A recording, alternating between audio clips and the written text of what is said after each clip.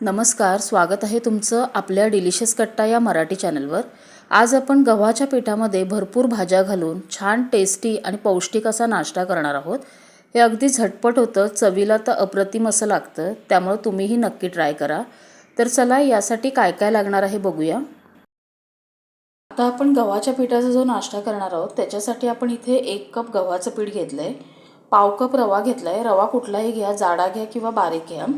अर्धा चमचा chilli flakes घेतलेत, अर्धा चमचा चाट मसाला, चवीनुसार मीठ आणि इथे आपण काही भाज्या घेतल्यात। एक लहान कांदा बारीक चिरून घेतलाय, एक गाजर बारीक असं किसून घेतलंय, थोडासा एक 4 चमचे कोबी बारीक चिरून घेतलाय, एक लहान सिमला मिरची बारीक चिरून घेतली आणि थोडी कोथिंबीर बारीक चिरून घेतली।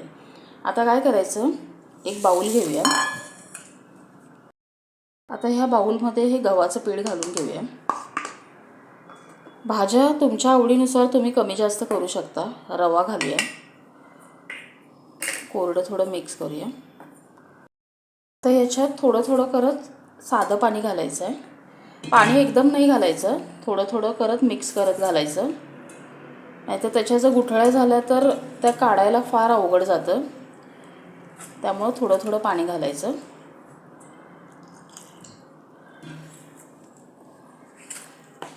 हे चवीला खूप छान होतं, याच्यात भरपूर भाज्या असतात, तुम्ही तुमच्या आवडीनुसार अजून भाज्या याच्यामध्ये घालू शकता। मुलांना आणि मोठ्यांना सगळ्यांनाच हे खूप आवडतं आणि करायलाही झटपट आहे। तुम्ही मुलांच्या डब्यासाठी किंवा त्यांना जर असं अधेमध्ये भूक लागली तर हे झटपट करून देऊ शकता। आणि काय आपल्या सगळं घरामध्ये जे साहित्य असतं त्याच्यातच हे होतं। त्याच्यात थोडंसं अजून पाणी घालूया।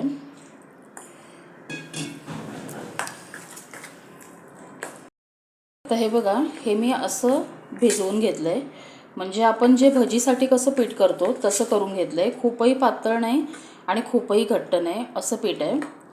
आता याच्यामध्ये आपण ज्या भाज्या चिरून ठेवल्यात त्या सगळ्या घालायच्या आहेत।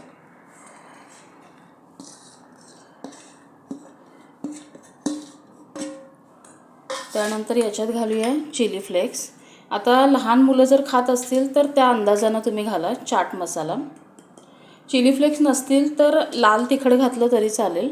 आणि याच्यात घालूया चवीनुसार मीठ आणि हे सगळं व्यवस्थित मिक्स करून घेते। हे बघा,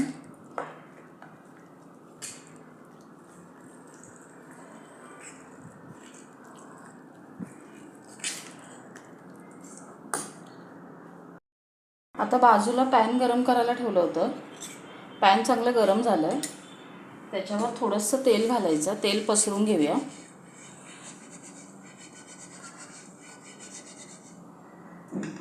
आणि आपण जे पीठ तयार करून ठेवलं आहे ते व्यवस्थित अगोदर मिक्स करून घ्यायचं।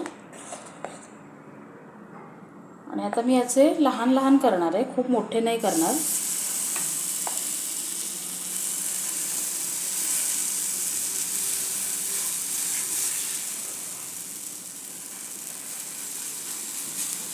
आणि याला असं चमच्याने हळूहळू पसरायचं। खूप पण जाड नाही करायचं आणि एकदमही पातळ नाही, मीडियम ठेवायचं याला।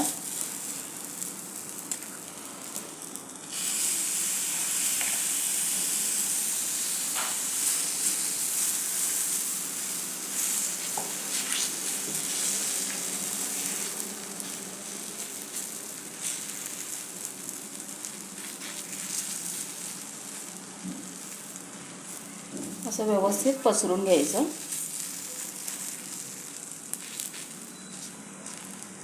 आणि याला मीडियम गॅसवरती थोडंसं भाजून घेऊया व्यवस्थित।